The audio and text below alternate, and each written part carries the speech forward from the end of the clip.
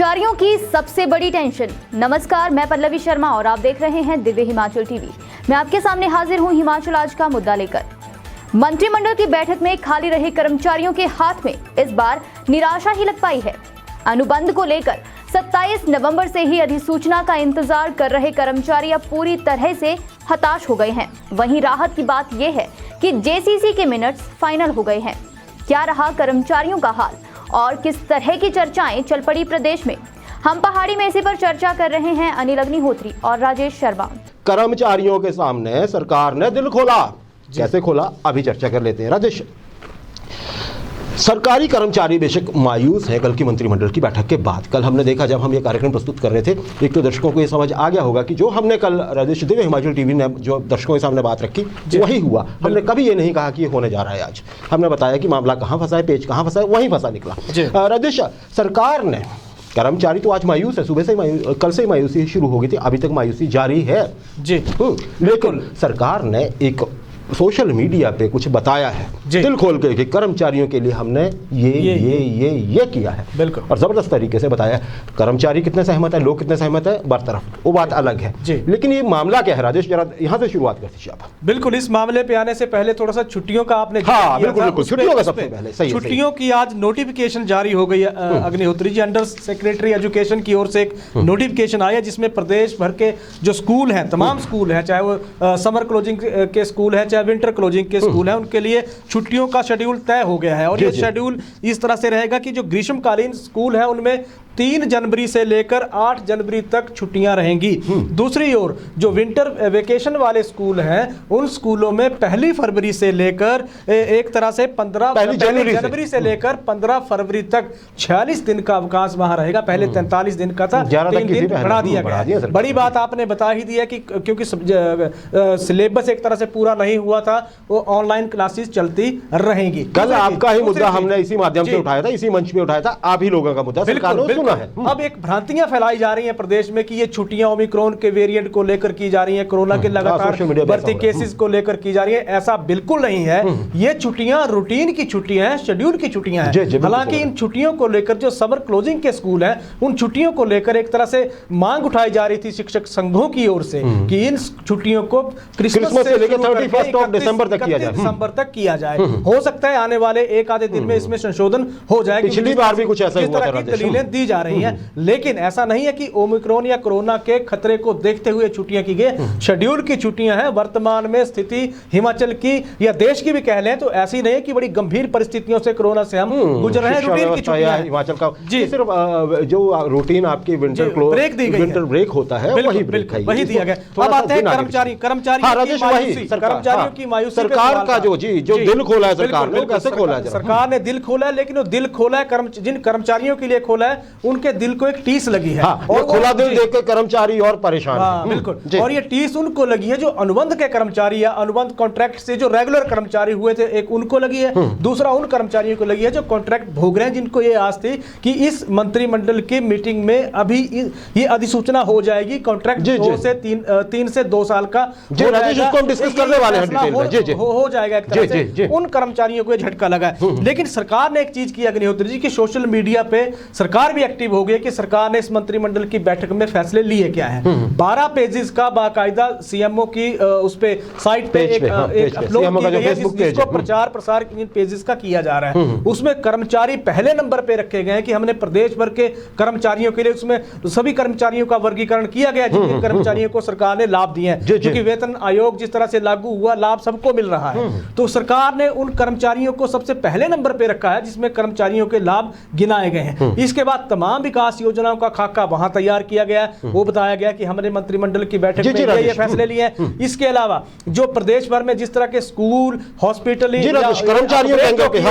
वो भी सरकार ने पूरी तरह से उसका भी लेखा जोखा सबके सामने रखा है। तो इस तरह का एक माहौल था, क्योंकि कर्मचारी निराश इसलिए हैं कि जो चाह रहे थे उस तरह की इस नोटिफिकेशन उनके सामने अभी जाहिर है कल से ही ये चीज कर्मचारी क्यों निराश है, वो सीधी सी बात है, समझा जा सकता है। जख्मों पर नमक छिड़कने वाली बात हुई है, सरकार का क्लेम जी बिल्कुल कि हमने ये कर दिया। अभी तो सवाल वो भी उठ रहे हैं ना जो कल बताया, 4,000 करोड़ इतने 1,000 करोड़ दिए जा रहे हैं। कर्मचारी पूछ रहे हैं महाराज दिए किसको है आपने, अभी तक तो सामने कुछ आया ही नहीं है। चर्चा कर लेते हैं राजेश, समय की कमी होगी, पॉइंट्स हमारे पास ज्यादा डिस्कस करने को, हम कम शब्दों में बात करेंगे। निराशा का ये माहौल राजेश, सबसे पहले मेरा सवाल है, अति उत्साह का नतीजा नहीं है क्या? देखिए, जब तक हम बार बार ये चर्चा करते आ रहे हैं कि मिनट्स जब तक फाइनल नहीं होंगे तब तक ये प्रक्रिया है, इसके बिना हो ही नहीं सकता। और सरकार ऐसा कुछ भी नहीं, इतनी जल्दी में नहीं है कि बिना मिनट्स के ही पिछले कल ही कर देते। राजेश, कम शब्दों में आप जरा बताइए कि क्या मिनट्स का इसमें महत्व?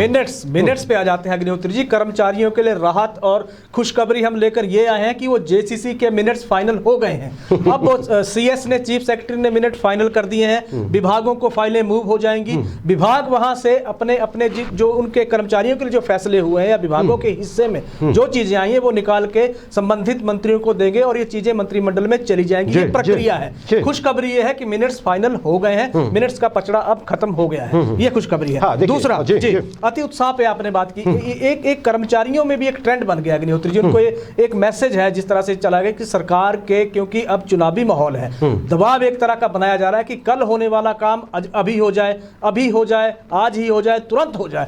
ये जब मानसिकता ऐसी बन गई है आज, अभी और इसी वक्त की, ये मानसिकता खराब है और ये मानसिकता, इसी मानसिकता के कारण निराशा हाथ लगी है कर्मचारियों को। क्योंकि ये जो अब जो अनुबंध का जो फैसला 3 से 2 साल, राजेश उसमें हम आएंगे, क्योंकि इसकी प्रक्रिया है अग्निहोत्री जी, और प्रक्रिया जब तक पूरी नहीं होगी इसका ऐलान हो नहीं सकता है। तो ये मानसिकता जो तुरंत प्रभाव से काम करने वाली है, ये मानसिकता के कारण ही ये माहौल एक तरह से निराशा का आज प्रदेश में बना है। कर्मचारी राजेश बिल्कुल। देखिए, कर्मचारियों, हम अपने दर्शकों को एक और चीज बताते हैं, कल जब कर्मचारी बहुत उत्साह में थे ना जी, उत्साह होना उनका बनता था क्योंकि लग रहा था कि सब कुछ मिलने वाला है। बिल्कुल। जो नॉन कर्मचारी लोग थे, नॉन एम्प्लॉइज जो थे, वो कल मायूस नजर आ रहे थे कि जी हमारी तो सुन नहीं रही है सरकार, देखिए धड़ाधड़ पता नहीं हजारों करोड़ देने वाली है। हुआ क्या, जैसे ही डिसाइड हुआ कि कुछ नहीं मिल रहा है, दूसरे लोग मजे लेने लग पड़े। आज भी वो लोग खुश हैं, लेकिन ये अलग बात है कि हमें किसी के दुख में तो खुशी बिल्कुल नहीं ढूंढनी चाहिए। पर जो माहौल है वो, राजेश, अगर एक चीज है, कल ये लग रहा था मंत्रिमंडल की बैठक से पहले कि बस अधिसूचना तो जारी होने ही वाली है ना, यही था, जैसे आपने इशारा भी दिया। बिल्कुल। लेकिन एक बात अब जो कही जा रही है वो ये है जी कि आउटलाइन तो बन ही गई है कि कर्मचारियों को किस आधार पे, किस तरह से फायदा सरकार देना चाहती है। लेकिन राजेश, आउटलाइन का मतलब क्या है? देखिए, अभी तक तो ये भी डिसाइड नहीं हुआ है कि एरियर के भुगतान का तरीका क्या होगा। क्या कहेंगे आप? सबके साथ सही है। नया पे कमीशन क्योंकि लागू हो गया है और लागू 1 जनवरी 2022 से हो जाएगा, मंत्रिमंडल ने मंजूरी दे दी है। 1 जनवरी 2016 से लागू होगा, तो 6 साल का एरियर, जो सबसे बड़ी चुनौती इस वक्त बनी है सरकार के सामने। सरकार के सामने चुनौती 2 तरह की अग्निहोत्री जी। पहली, कर्मचारी को भुगतान किस तरह से करें, कि कितनी किस्तों में करें, क्या किस्तें ज्यादा बनेगी कम बनेगी, एक साथ किया जाए, एक चुनौती ये है। दूसरी है फंड मैनेजमेंट, पैसा आएगा कहां से, क्योंकि प्रदेश की वित्तीय स्थिति को भी टटोल लेते हैं। 12,000 करोड़ इस एरियर की देनदारी सरकार की बन रही है कर्मचारियों के प्रति। 12,000 करोड़ का एरियर का भुगतान होगा और हर साल अगर हम देखते हैं तो राजकोष पे जो असर पड़ेगा वो 4,000 करोड़ का हर साल पड़ने वाला है, जो जिस तरह से नया पे कमीशन लागू हुआ है।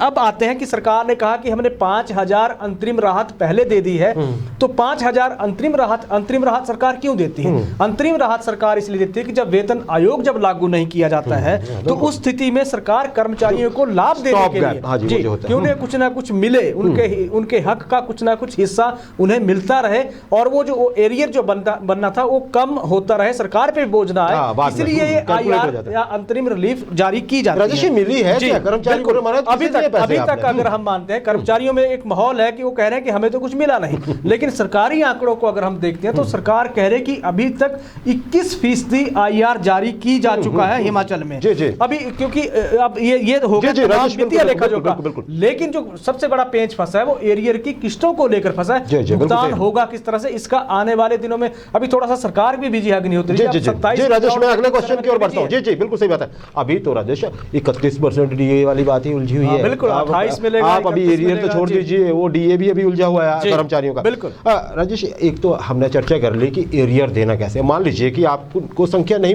आपने ये तो बता दिया कि हम इतना दे रहे हैं, लेकिन ये क्लियर नहीं किया कि कितने, कैलकुलेशन में उलझे हुए। बिल्कुल है ना, सारे सरकारी कर्मचारी भी, बाकी भी मीडिया तक कैलकुलेशन कर रहा है, पर सरकार बता नहीं रही है। एक दूसरी बात है, कॉन्ट्रैक्ट कर्मचारियों की आपने शुरू में बात की थी, सबसे बड़ी बात अब इसमें आई है, कर्मचारियों की तनख्वाह तय करने का भी फार्मूला तय नहीं है। बिल्कुल, पंजाब ने दे दिया है, आपने देना है कि नहीं देना, ये भी सरकार ने क्लियर नहीं किया है कि अगर आप 25% जो आपको एक तरह से सजेशन है जी, आप उसको ग्रॉस पे देंगे या बेसिक पे देंगे, क्योंकि ग्रॉस पे देते हैं तो शायद वो थोड़ा दिखेगा, डबल तो नहीं होगा, दिखेगा, लेकिन अगर आप बेसिक पे देंगे 25% की इंक्रीज, तो ऑब्वियसली कर्मचारी जो कॉन्ट्रैक्ट पे हैं वो परेशान होंगे। क्या कहेंगे राजेश? बिल्कुल सही है। देखिए जो कॉन्ट्रैक्ट कर्मियों की सैलरी का जो फार्मूला है वो तो कल हम डिस्कस कर चुके हैं। जी बिल्कुल सही। सरकार के सामने दो विकल्प है, दोनों। बड़ी बात यह कि मंत्रिमंडल की इस बैठक में जो पिछले कल हुई है, दोनों ही विकल्पों पे सहमति नहीं बन पाई। जी बिल्कुल सही बात है। पहला विकल्प है या तो पंजाब की तरह आप उस पे चले जाइए, उसका मतलब है कि आपको कॉन्ट्रैक्ट कर्मचारियों को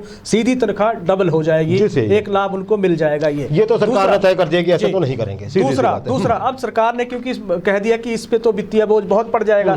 दूसरी जो स्थिति में सरकार थी वो 25% फ्लैट इंक्रीज पे थी कि आप उस सैलरी का 25% हिस्सा बढ़ा के इंक्रीज कर दीजिए। लेकिन सवाल उसमें अब ये उठ रहा है कि अगर फ्लैट ही इंक्रीज करना है तो फिर वेतन आयोग नया लागू करने का मतलब क्या है? जी जी जी, फार्मूला भी नहीं बन पा रहा है, हमने कल कहा था। जी जी, अब इस पे हम आते हैं कि हर महीने सरकार कर्मचारियों की सैलरी पे या पेंशन पे पैसा खर्च कितना करती है। हर महीने सैलरी पे कर्मचारियों की सैलरी पे खर्च होता है 1050 करोड़ रुपए और पेंशन पर हर महीने खर्च होते हैं 590 करोड़ रुपए। अब इस वित्त वर्ष की स्थिति को भी टटोल लेते हैं। इस वित्त वर्ष में अगर हम बात करते हैं तो सरकार 3000 करोड़ का लोन अभी तक ले चुकी है, लेकिन बड़ी थोड़ी सी एक राहत की बात यह है कि 3500 करोड़ का इस वित्त वर्ष में अभी सरकार के पास लोन बचता है जो लिया जा सकता है। लेकिन लोन के सहारे कब तक चलेंगे, क्योंकि बड़ी लंबी गेम तो है नहीं कि आप लोन के सहारे टिके रहेंगे। तो सवाल ये है, दिक्कत यही है कि क्या पंजाब के साथ जाएंगे? दिक्कत यह है कि 25% 25% अगर बढ़ाते हैं कॉन्ट्रैक्ट कर्मचारियों का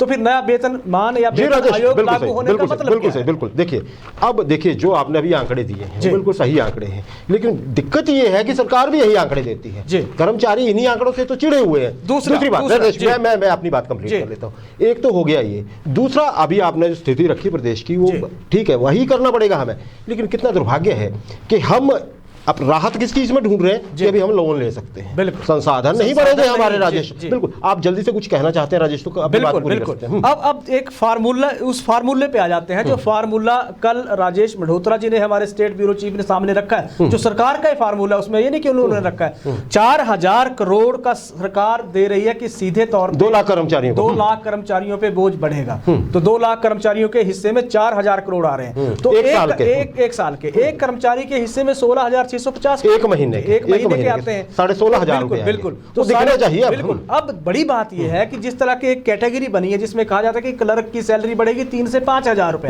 तो उसके बाकी पैसे कहां गए? जो हर कर्मचारी को कम ज्यादा थोड़ा तो होते हैं राजेश, लेकिन जब खर्चा 16,500 रुपए पर हेड है एवरेज है, फिर 11,000 तो सीधे लेस हो गए। 16 से किसी के 20 हो सकते हैं, 16 से किसी के 12 हो सकते हैं, लेकिन अब 3,000 पे आ जाए तो ये कहां का मैथमेटिक्स होगा? बिल्कुल, ये सवाल खड़ा हो रहा है वहां कि क्या उसको उस फार्मूले में लागू किया जाएगा, कोई बीच का रास्ता निकाला जाएगा, या केंद्र के वेतनमान को लागू? जी राजेश बिल्कुल समय ये बड़ा सवाल है राजेश। कॉन्ट्रैक्ट कर्मचारियों की तनख्वाह का हमने बात कर ली कम शब्दों में।